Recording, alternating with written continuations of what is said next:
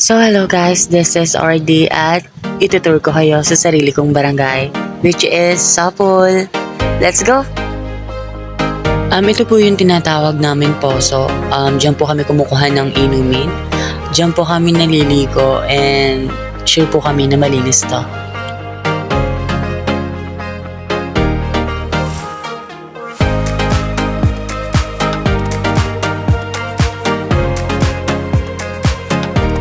Sa sobrang init ng panahon, tatamarin ka talagang lumabas ng bahay kasi hindi natatalab ang sunscreen.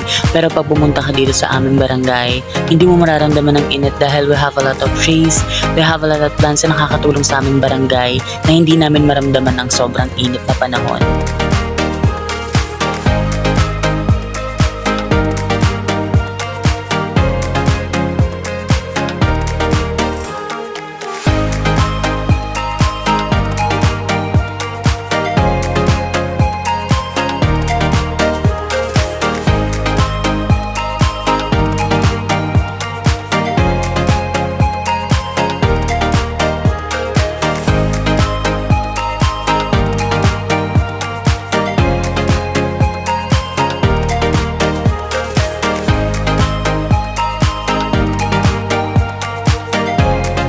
In our barangay, we have a lot of palayan na kung saan po is malaki ang tulong nito sa mga farmers po na naninirahan po sa barangay Sapul.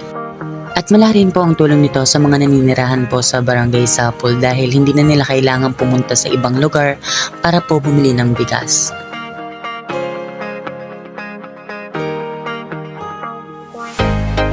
In our barangay, we have a lot of coconut tree na kung saan ay saktong-sakto sa init ng panahon. Dahil pag uminom ka ng buko, mawawala ang init ng katawan mo. Additional information about Barangay Sapul. Ang Barangay Sapul po isa sa napakataas na lugar sa buong Calapan. Kaya naman maraming tao ang naninirahan dito dahil iwas sa baha, iwas sa sakuna. At hindi pa natatapos dahil ang aming barangay ay meron ding mini market.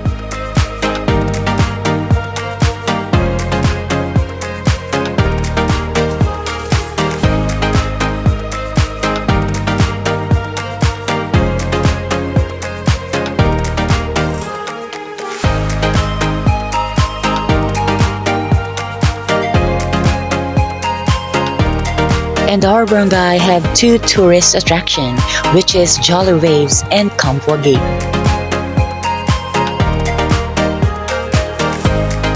That's all guys. Thank you for watching.